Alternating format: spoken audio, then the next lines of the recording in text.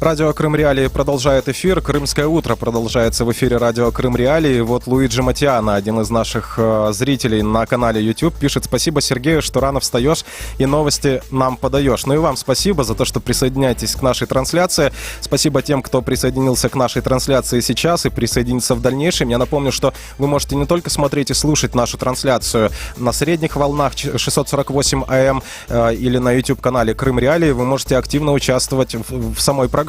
Для этого есть номер телефона 8 800 10 06 926. Звоните нам на этот номер, если вы слышите нас в Крыму.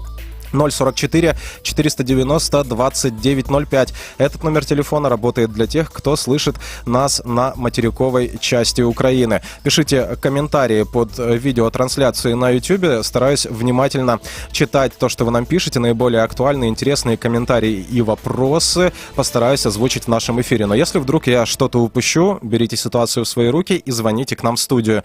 Номер телефона периодически появляется на экране для зрителей нашей видеотрансляции. Итак, мы поговорим сегодня о гастролях российских исполнителей, которые после 2014 года выступали в аннексированном Крыму, а затем едут выступать на материковую часть Украины. Конечно же, это явление вызывает ожесточенные споры в украинском обществе. Эти концерты проходят в сопровождении акций протеста. И вот концерты российской исполнительницы Ирины Круг пикетировали активисты в Днепре и в Киеве. По данным активистов, главная претензия, которая предъявляется Ирине Круг, она выступала в аннексированном Крыму. В Киеве на акцию протеста под Октябрьским дворцом собрались около 10 человек, среди них участники боевых действий на Донбассе и волонтеры. В руках они держали лозунги «Полный запрет выступлений Москва артистов», это цитата, и еще одна цитата «Московские исполнители – московские танки». До этого акция протеста прошла перед концертом исполнительницы в Днепре, она была куда более многочисленной, чем в Киеве. С нами на связи участник этой акции Олег Чистопольцев, общественный деятель, активист из города Днепра. Олег, доброе утро. Доброго ранку. Итак, расскажите нам, какие, собственно, претензии у активистов к Ірині Круг? Слухайте, ну не тільки саме до Ірини цієї Круг, а взагалі до російських виконавців. Ну, якщо конкретно до Ірини, да, це те, що от вона виступала в окупованому Криму в 2016 році, там в Ялті. Вона розважала там окупантів, зрадників та України, а потім вона їде заробляти сюди. І питання тут не тільки до неї більше, так? І навіть не до людей, які ходять на її концерти в Україні під час війни, хоча до них також, да, як так можна робити, коли одночасно хтось захищає Україну від руського міра, гине, хтось втрачає рідних, близьких, так, на Сході, а хтось в цей час просто розважається і ходить і підтримує фінансово, в тому числі, російських артистів, які свого часу платять податки в бюджет Російської Федерації, з якої утримується російська армія, купується зброя. Це те, чим потім вбиваються наші українські захисники. Ось таке питання. Але головне, це наша мета була, да, це привернути увагу до цього неподобства, до цієї ганьби. І донести владі, показати, дати сигнал і владі, що так не має бути. От те, що я сказав, що хтось гине, а хтось приїжджає сюди забороняти. І тому ми абсолютно підтримуємо петицію, до речі, Ігоря Кондратюка, відомого нашого ведучого, який зробив її, запропонував, ну, на ім'я президента зробив петицію і запропонував заборонити концерти всіх, без виключення російських виконавців в Україні до деокупації Криму и частин оккупованных Донбассу. Была ли какая-то реакция от представителей власти на вашу акцию протеста?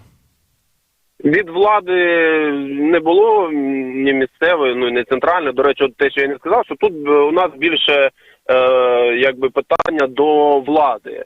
Ну, на свідомість людей, я думаю, що ніде, в жодній країні тільки не розраховують, да, як з тими штрафами, наприклад, за порушення правил, вони скрізь є. Але ну, в цьому випадку тут потрібно спрацювати влада і заборонити ці концерти. Не тільки, от, наприклад, да, зараз влада «Слуг народу», не тільки критикувати попередників, що вони там щось там заробляли, там, і так, а просто взяти і заборонити. Це питання національної безпеки. Тобто це війна, вона ж точиться не тільки на фронті. Вона йде і тут інформаційна і культурна війна. А ці виконавці, вони тримають в цьому світі просто руської культури, да, російської цієї. І тому вона тут не потрібна взагалі. Тим більше під час війни. Не можна давати і не варто давати заробляти на українцях. Общались ли... Деякі такі. Да, извините, что перебил. Общались ли вы с теми людьми, которые пришли на концерт Ирины Круг, и как они реагировали на ту информацию, что эта артистка, по всей вероятности, выступала в Крыму? Я говорю по всей вероятности, потому что сами представители Ирины Круг отрицают то, что она выступала в Крыму после 2014 года. Чесно кажучи, спілкування не виходить, там тільки журналісти якісь, які висвітлювали цю подію, цю нашу акцію, спілкувались, да, брали коментарі, показували потім в своїх сюжетах, але там основна така, що ми там вне політики, яка різниця, і ми прийшли отримувати сюди задоволення, слухати музику, ну, все таке. Але от, ну, як так у людей виходить, що, ну, тим більше тут в Дніпрі у нас, да, місто і область наша втратила на російсько-українській війні найбільшу кількість захисників і захисниць. І це просто нонсенс. Але я хочу сказати, що те, що от, так багато, особисто я не очікував, і ми не очікували, що прийде стільки людей. Там були схеми продажів білетів, да, і там щось було на той час, коли дивились, там було щось близько там 10-15% залу, а потім він був заповнений майже вщент. І, ну, це результат, я вважаю, також роботи і 30-річної, культурної, освітньої, і от після 2014 року, особливо, коли почалась війна, коли Росія напала на Україну, да, окупувала спочатку Крим, анексувала і потім розв'язала війну на Донбасі. І от як у людей так виходить, я просто не розумію. Знаєте, я ще, окрім того, що, як ви сказали, там громадський діяч, активіст, я учасник російсько-української війни і доброволець. І я бачив, ну, своїми очами, що несе цей руський мір нас, як гинуть люди, як да, хтось втрачає своїх близьких, там діти, батьків, хтось синів, дочок, і скільки всього це несе. І я просто, от мене в голові не вкладається. Я тому і ініціював проведення цієї акції. Я їжджу по місту, і це ж не поодинокий випадок, цей концерт. Їх як в останній час як прорвало реально, і по Україні, по всій. І коли ці басти, да, спокійно він проводить концерти. Людина, яка точно виступала вже, до якої питань, ну, немає. Він сам в інтерв'ю каже, да, я виступаю в Криму. Ну, він витримав, мабуть, якийсь час, там 3 роки, чи скільки там дається на заборону. І все, і зараз їздить в Україну, в Одесі, в Києві вже декілька концертів. Він, більше того, він був в журі, які обирали найкращу пісню про кримський міст, да, які побудували, що і там в словах цієї пісні було, яка виграла, що з'єднав 2 берега Росії.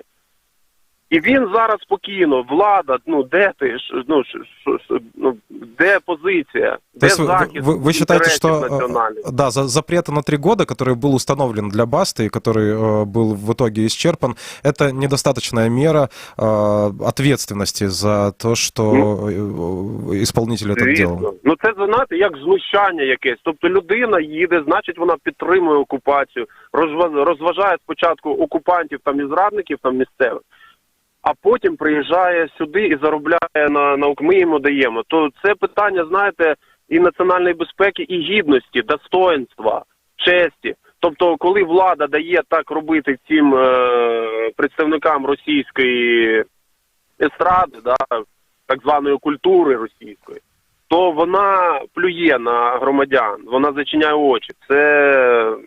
образа. Я благодарю вас. Ми так вважаємо. Я кажу, що як прорвало, просто їздячи по місту, запитують, чому саме Круг ще, так? Так співпало, чесно. Це не було. Просто у нас тут по місту, афіші досі навіть висять. Ногу свело, Ленінград, Мумітроль, акваріум цей Гребінщиков, ця Люба Успенська. І це буквально за останні там декілька місяців. Їх реально як прорвало. А как вы думаете, может быть, это спрос такой есть на российских исполнителей в Украине? Или здесь какая-то вот архитектура просматривается, что кто-то специально везет российских исполнителей в Украину? Я думаю, що і одне, і інше. Ця Ірина Круг, вона збирає на Росії там стадіони. А тут невеличкий такий літній театр в парку, відносно невеличкий, в порівнянні зі стадіонами. І я думаю, що це більше не для заробітку було зроблено. Що ми не виключаємо учасники цієї акції, пікету, що це ще їм, спонсорується, якось допомагається, що вони їдуть сюди, витрачають свій час. І для того, щоб просто тримати українців в цьому російсько-культурному інформаційному просторі.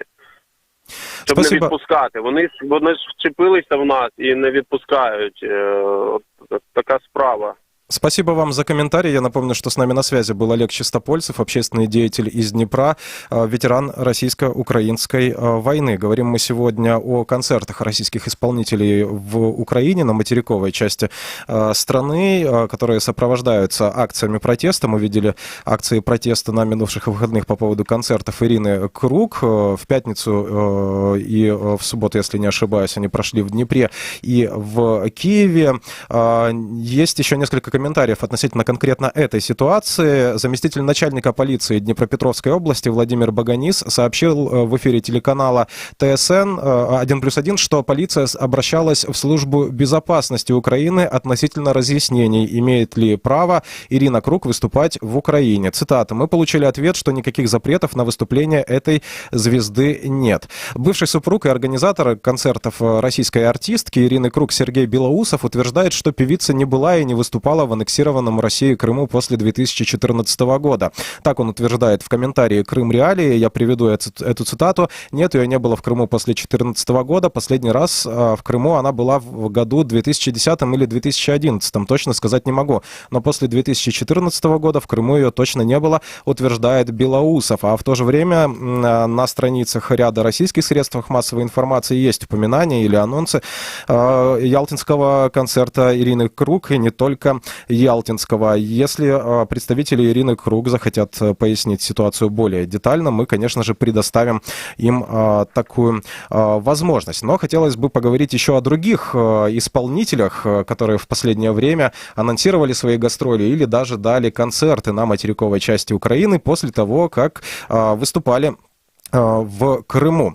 Мы направили ранее запросы целому ряду украинских ведомств относительно законности выступления на материковой части Украины тех российских исполнителей, которые посещали временно оккупированные Россией территории. Об Ирине Круг мы в этих запросах, правда, не спрашивали, они были направлены чуть менее месяца назад, но спрашивали о других. В этот момент в Одессе и Киеве анонсировался концерт группы «Ногу свело», которая неоднократно бывала в Крыму и даже выступила на байкер-шоу Александра Залдостанова в Севастополе, очень идеологически заряженном. Группа «Кино» не далее, как в 2018 году, тоже посещала Крым, причем давала в Симферополе пресс-конференцию. Ну и по Василию Вакуленко, Басте, мы тоже не могли не спросить, так как его состоявшийся ранее концерт тоже сопровождался акциями протеста, а на декабрь уже анонсируется новый. Да и так называемый творческий след Баста в Крыму оставил куда более заметный. Вспоминали сегодня об его участии в жюри конкурса на лучшую песню про Керченский мост и его концерты. Также снялся Баста в роли российского военного комиссара в Севастополе в фильме «Кеды». Здесь стоит напомнить, что призыв в российскую армию в Крыму является международным преступлением, ну и, конечно же, преступлением с точки зрения законов Украины. И пришли нам ответы на запросы.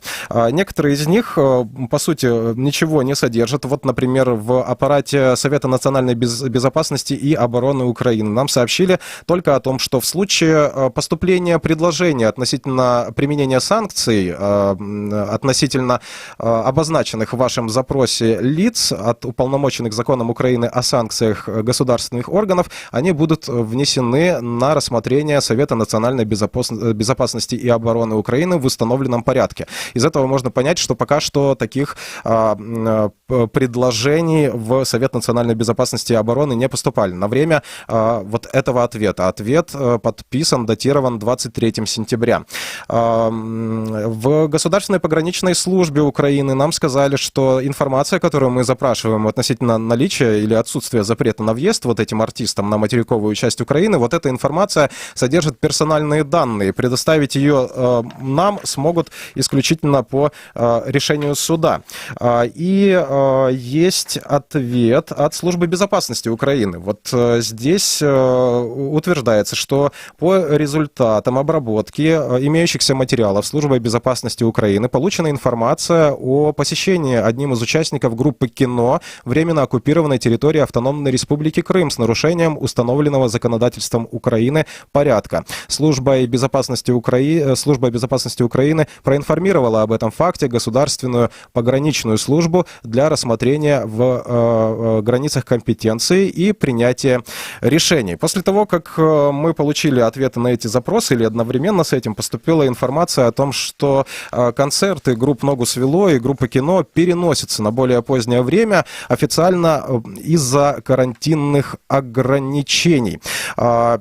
Вероятно, это совпадение. Вот по поводу организации концертов «Басты» в Киеве хотелось бы еще сказать. В ходе достаточно долгих поисков организаторов этих массовых мероприятий в Киеве наши источники указали нам на Максима Шульженко, совладельца концертного зала «Стереоплаза». Номинально он не отказывает нам в комментариях, готовых их давать, но, во всяком случае, такую готовность выражает, в том числе и в разговорах по телефону, но просто он нам этих ответов не дает, поэтому сегодня процитировать я ничего не могу. Еще в конце сентября мы передали Максиму Шульженко вопросы, на которые хотели бы получить ответы, но их до сих пор нет. Несмотря на то, что и в пятницу минувшую я еще раз с ним связывался, предупреждал, что будем сегодня говорить об этом в эфире.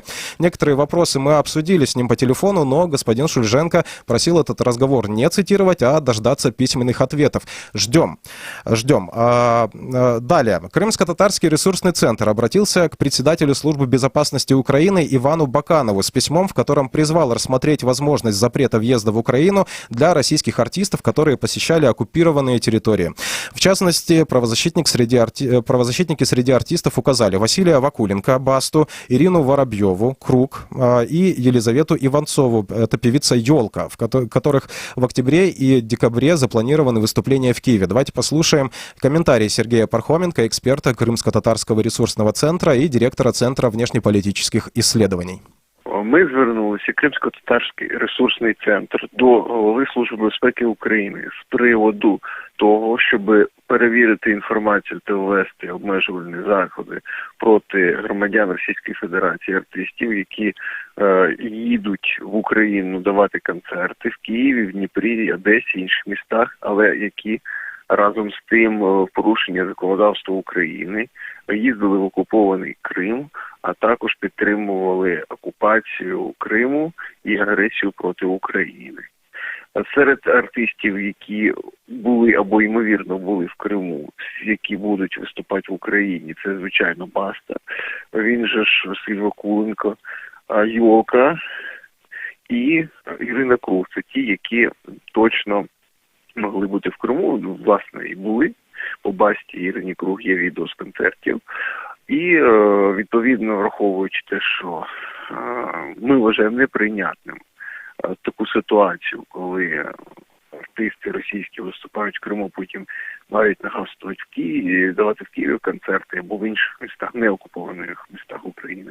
Ми вважаємо, що в цьому випадку або має заборонити в'їзд, ну, відповідно, а краще СБУ, як структура державна, може звернутися до РНБО щодо накладання санкцій на цих осіб, і, відповідно, через механізм санкцій їм так само буде заборонено давати будь-які концерти в Україні на неокупованих територіях. Тому ми вимагаємо відреагувати голову СБУ на наше звернення, тому що це не поодинокі випадки. Цього року було дуже багато скандалів, пікетів, були навіть якісь депутатські звернення з приводу окремих артистів, зокрема того ж Басти, який відвідував Київ, давав концерти і інші міста України.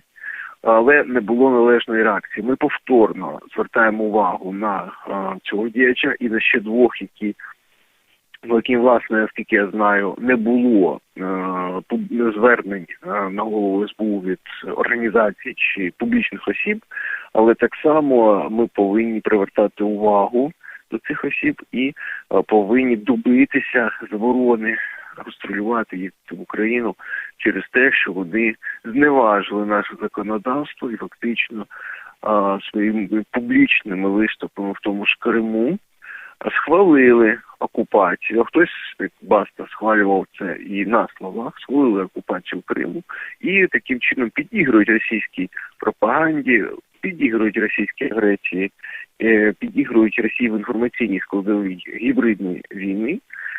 І пряма функція Служби безпеки України реагувати на такі загрози. Я напомню, что это комментарий Сергея Пархоменко. Также я считаю нужным сказать в нашем эфире, что мы обращались и в пресс-службу группы «Ногу свело», и в пресс-службу Басты, да, к его пресс-секретарям с просьбой дать нам интервью или дать комментарии, ответить на вопросы, которые у нас есть. Но пока что нам комментариев таких не дают. Но если эти исполнители посчитают нужным изложить свою позицию относительно и выступлений в Крыму, и выступлений на материковой части Украины, мы, конечно же, готовы предоставить им такую возможность. Давайте послушаем еще один комментарий Сергея Пархоменко, эксперта Крымско-Татарского ресурсного центра и директора Центра внешнеполитических исследований, о том, какую цель ставят активисты, цель вот этого обращения к Ивану Баканову. Головна мета, щоб українська держава, компетентні органи української держави виконували свою пряму функцію в умовах триваючої російської агресії. Зокрема, вони допускали і в Україну осіб, які сприяють пропаганді Російської Федерації, які є загрозою з точки зору культурного впливу Російської Федерації. Ми вимагаємо, щоб належним чином держава реагувала на кожну спробу тим чи іншим чином легітимізувати окупацію Криму. І масова заборона російських культурних діячів на в'їзд в Україну може дати той ефект, що вони будуть відмовлятися їздити в Крим, розраховуючи, що це дозволить їм колись відвідувати з концертами Україну. Тобто вони повинні для себе зрозуміти, там ці російські ще співаки, що відвідування Криму для них безкарно не пройде. І далі вони повинні утримуватися, якщо вони розраховують поїхати в Україну чи ще куди. І насправді навіть мало просто їм заборонити в'їзд в Україну. Треба добиватись того, щоб західні країни так само забороняли їм в'їзд і виступи за відвідування Криму. Напомню, это был комментарий Сергея Пархоменко, эксперта Крымско-Татарского ресурсного центра и директора Центра внешнеполитических исследований. Я напомню, что вы можете принимать участие в нашей программе даже вот самым незатратным с точки зрения, да, энергозатрат способом. Можете писать комментарии под нашей трансляцией. Стараюсь читать все, что вы нам пишете. Ну вот, например, наш зритель под ником Мазуль пишет: «Кино не трогайте, безбожники, это святое». Согласны ли вы с этим мнением нашего зрителя и слушателей или нет? И вообще, можно ли говорить о том, что искусство вне политики? Стоит ли обращать внимание на гастроли тех российских артистов, которые ранее выступали в аннексированном Крыму, вот когда они приезжают на материковую часть Украины? Пишите, пожалуйста, в комментариях под нашей трансляцией. Постараюсь прочитать наиболее конструктивные комментарии. Но мы продолжаем. К нашему разговору подключается Игорь Панасов, музыкальный обозреватель, главный редактор онлайн-издания «Карабас Лайв». Игорь, доброе утро. Доброго ранку всем.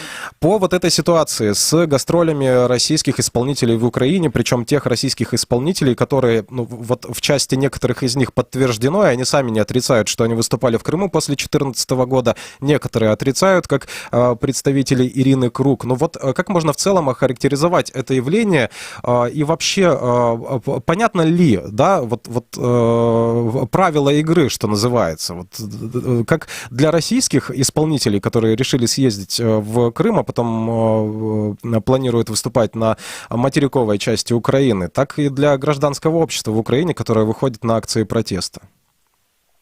Ну, ви знаєте, я би охарактеризував цю ситуацію і вже багато років, всі 7 років, характеризую цю ситуацію як хаос.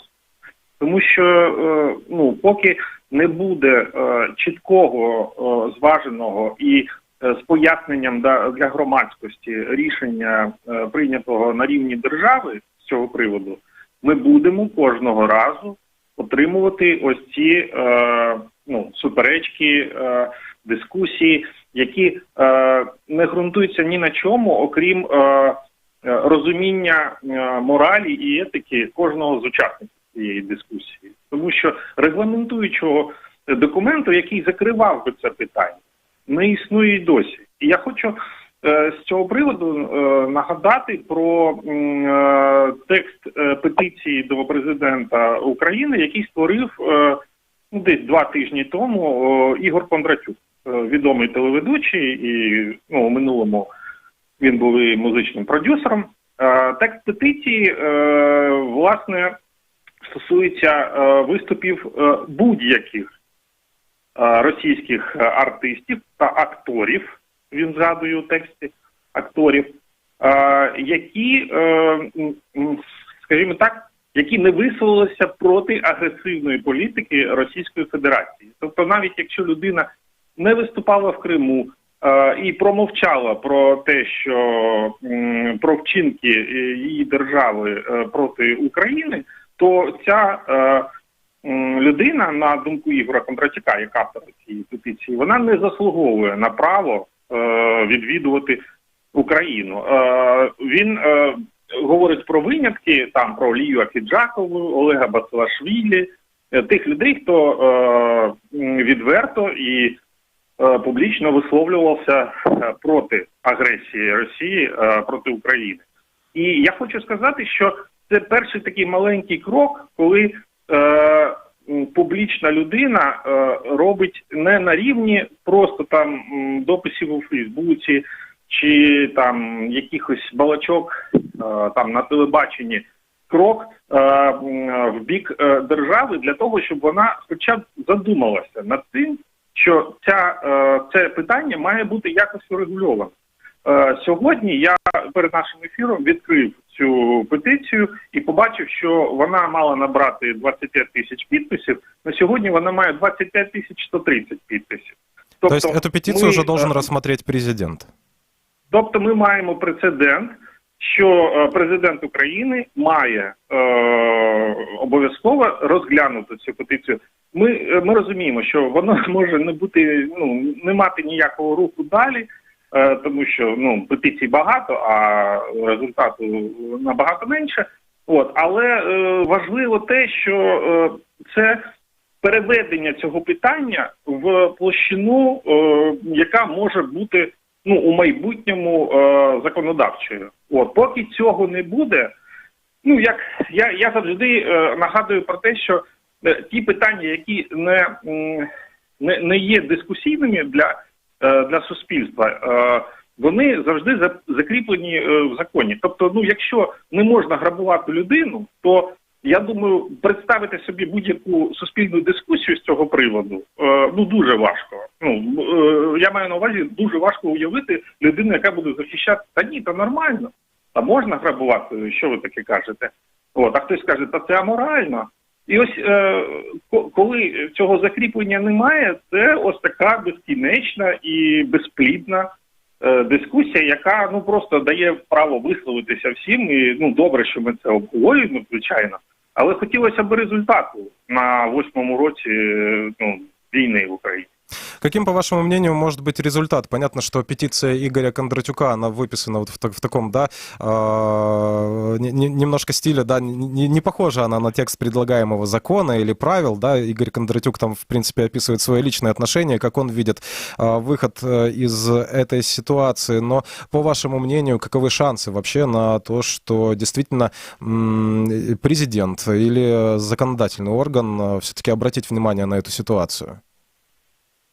Ви знаєте, я сподіваюся, що увага буде і хоч якесь публічне висловлювання з цієї теми буде, тому що, якщо його не буде, то це буде ще одним признаком того, що держава не розуміє і, мабуть, не уявляє собі стратегічно, що таке інформаційна політика і захист країни від агресивної інформаційної політики, яку веде Російська Федерація.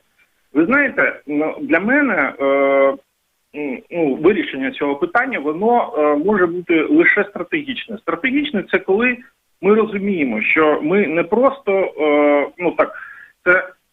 це не примха, ми не хочемо, щоб росіяни тут виступали. Ні, ми маємо відходити від думки, що ми захищаємося. І якщо ми дійсно так бачимо це, то ми маємо просто для себе скласти список тих моментів, в яких держава має визначитися, що це не може бути актуальним під час агресії для нас. Тобто ми маємо цього позбутися, якихось комунікацій, якихось спільних справ і так далі. Але для цього потрібна експертиза. Експертиза там і СБУ, і інших якихось органів, які мають цим займатися. Експертиза, яка має бути представлена суспільству для того, щоб не виникало ось цих зайвих питань, а цьому не можна, а тому не можна, і так далі, і так далі. Якщо це стратегічне бачення буде, і буде зрозуміло, що там вплив артиста російського, який виступає в Україні, це лише один з проявів впливу, тому що вплив може бути там і від журналіста, який приїхав з Росії, і від інстаграм-блогера, і від бізнесмена, який бере участь в якомусь там бізнес-форумі і так далі. І коли буде зроблена експертиза впливу цього представників держави-агресора, тоді буде, власне, зрозуміло, що робити далі. Але, чесно вам скажу, оскільки в цьому може бути замішана історія бізнесу якихось представників нашої держави, мені важко уявити те, що це буде вирішено саме отак системно, як я і говорив вам.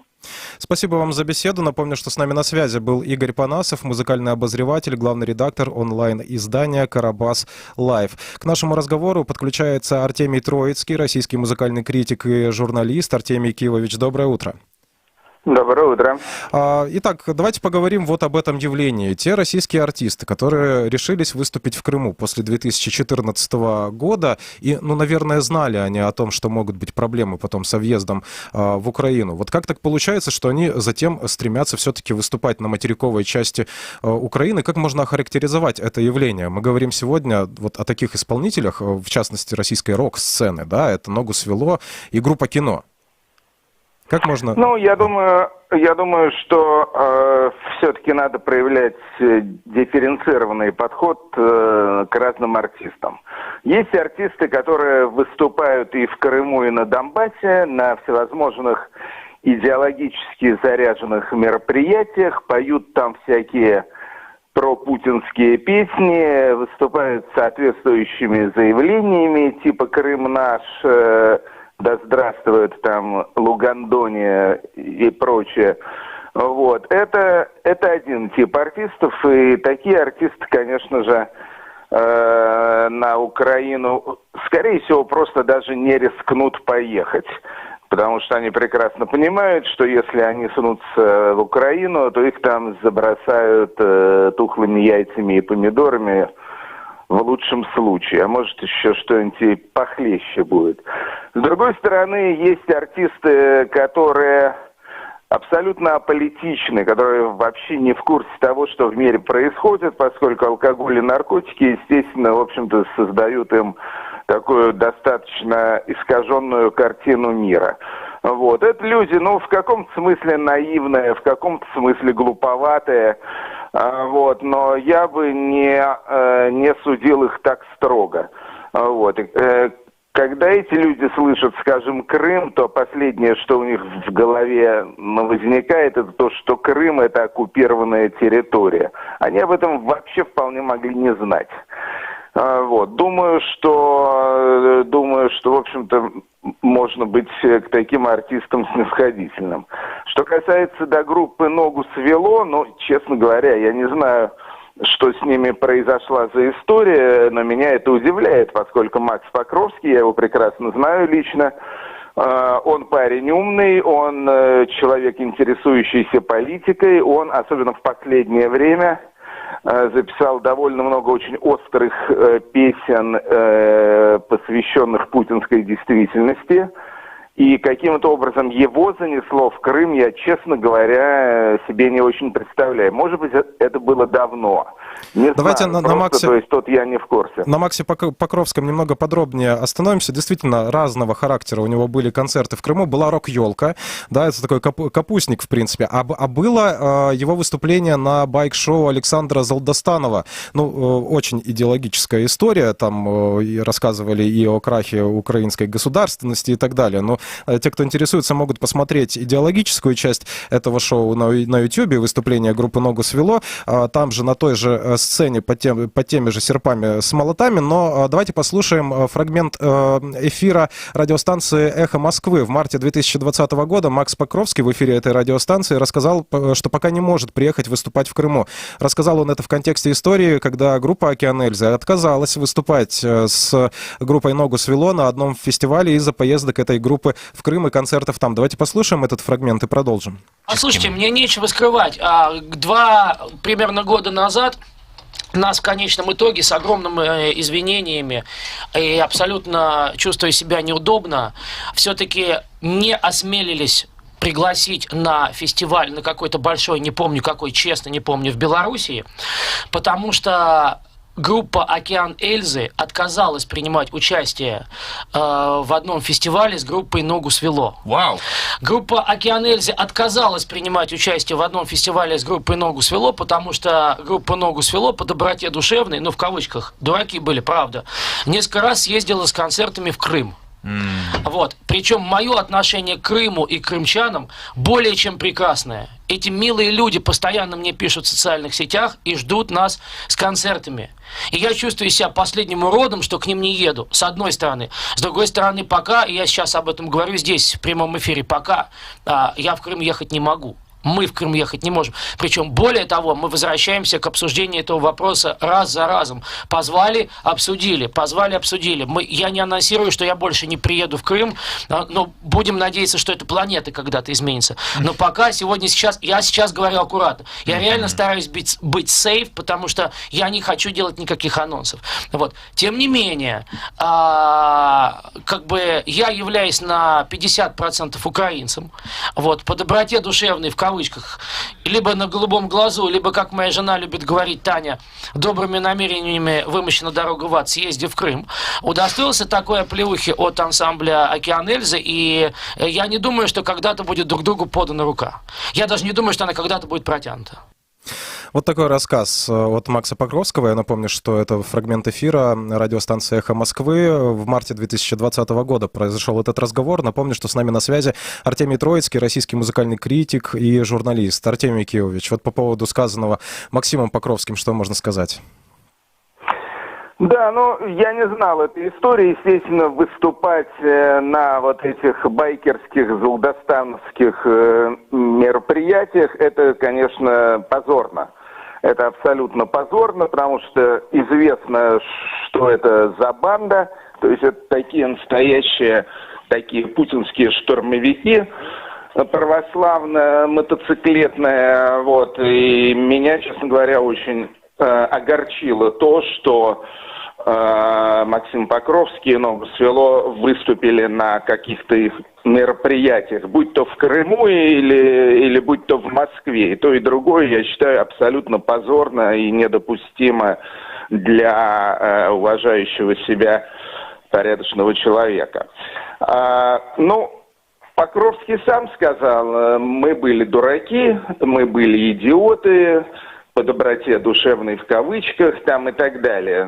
Я считаю, что они действительно совершили очень глупый поступок и теперь за него расплачиваются. Тем не менее, для этой группы я бы на самом деле их простил, потому что это явно не путинские подпевалы.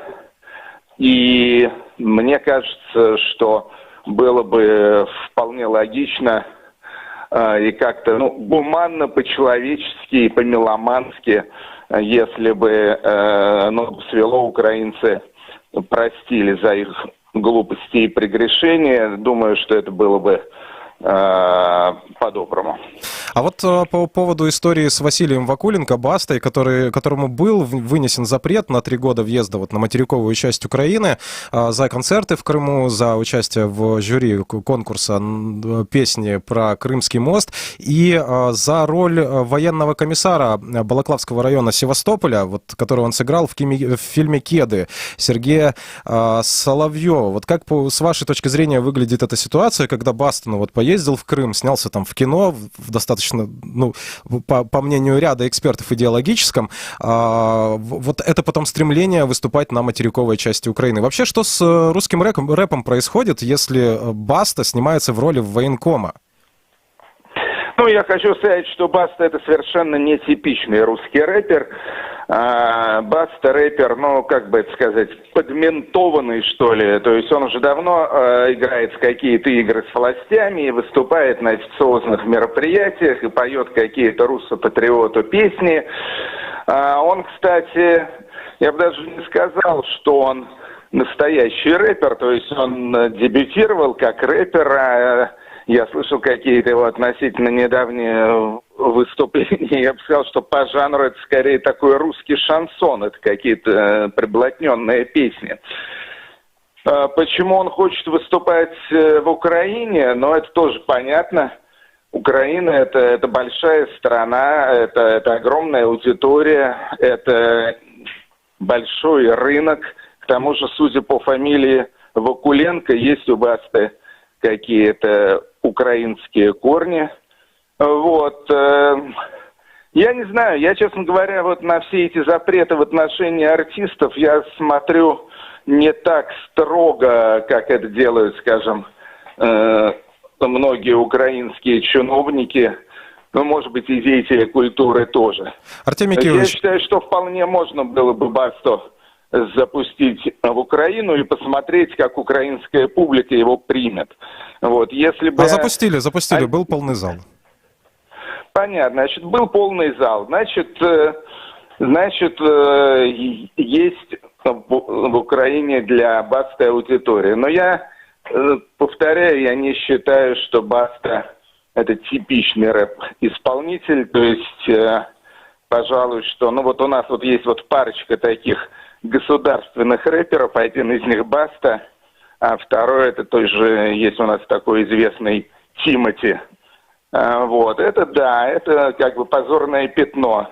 Артемий Киевич, у нас буквально полминуты остается, но важный вопрос. Вы говорили о том, что, например, группу «Ногу свело» украинцы могли бы простить, но для этого группа должна об этом как-то попросить, или в российских реалиях не может группа раскаяться в том, что ездила в Крым публично? Как вы считаете? Насколько сложно это положение?